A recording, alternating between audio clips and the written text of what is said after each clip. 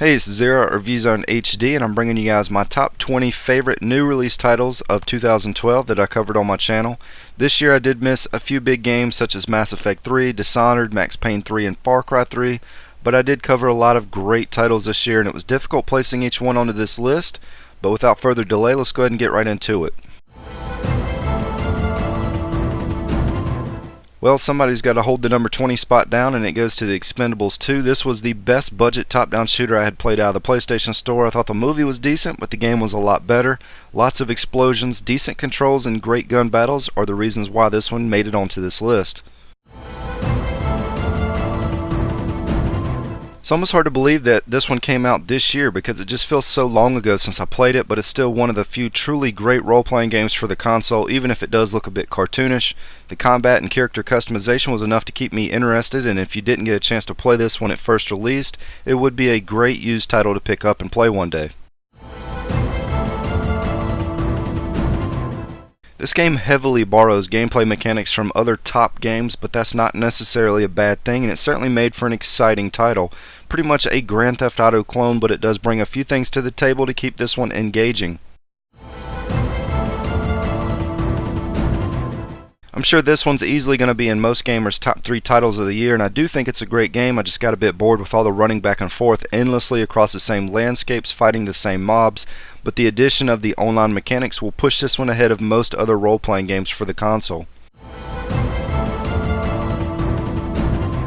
I couldn't do a top 20 list without including at least one Zen Pinball 2 table, and in my opinion this is the best table they've released to date, which is no easy task because Zen Studios have made some pretty good pinball tables to play on. Borderlands 2 is definitely going to win some end of the year awards for sure, and it offers one of the best online co-op experiences around. The first title was great, this one's even better, and with DLC on the way, this is going to be one game that most people will be playing long into next year. I'm sure it's a bit of a shocker that this one is ahead of Dragon's Dogma on this list, but I really enjoyed the storytelling and the dialogue. The combat was overly simple, but it had enough in place around the battle system to keep this one entertaining. It doesn't have the greatest graphics, but for some people, including myself, that's not always what's most important when playing some games. I didn't think it was possible, but this one topped both the original Need for Speed Shift and Hot Pursuit in my opinion. Yes, you can't customize the cars, get over it, it makes up for it in other ways. I had a lot of fun playing this one online and offline, even if it was published by EA. This title took a lot of bashing and unfair bad reviews, probably the most out of any game that I covered this year, which luckily never deters my own opinion on the games. I think this is a good title that a lot of people are going to pass on, but it won't stop me from enjoying playing it going into next year. I still think this one should win Game of the Year, and it most likely provides the best overall experience out of all the games on my list, even if it does have a few funny technical issues. I really didn't have a lot of negative things to say about this game in the review, and it's one that I highly recommend playing even if you didn't like the previous Assassin's Creed titles. If you had asked me at the beginning of this year if I was looking forward to playing or even going to buy this game, I would have said no pretty quickly and most likely laughed about it, but Activision really shocked me with this game. It has more crammed into it than what you would expect to see in a shooter, and it gives you plenty of reasons to play it online or offline. What do you get when you mash Lord of the Rings and Legos together? Oh, just a truly epic game that features some really good cutscenes, full music and voiceovers from the movies, and a huge open world to explore. Can't speak highly enough about this game. It was kind of hard to place this game onto this list as I've only played it for less than a week, but this very well could be better than any Mario Kart to date, and it's easily the best kart racer available on a next generation console. Whether you're young or old, this is one game worth buying and holding on to. Tricky, tricky, tricky. This game feels pretty ancient on this list, but it was one that I was really looking forward to playing going into this year, and it did not disappoint. Add a custom soundtrack into the mix, and you'll be set for a few weeks on this game.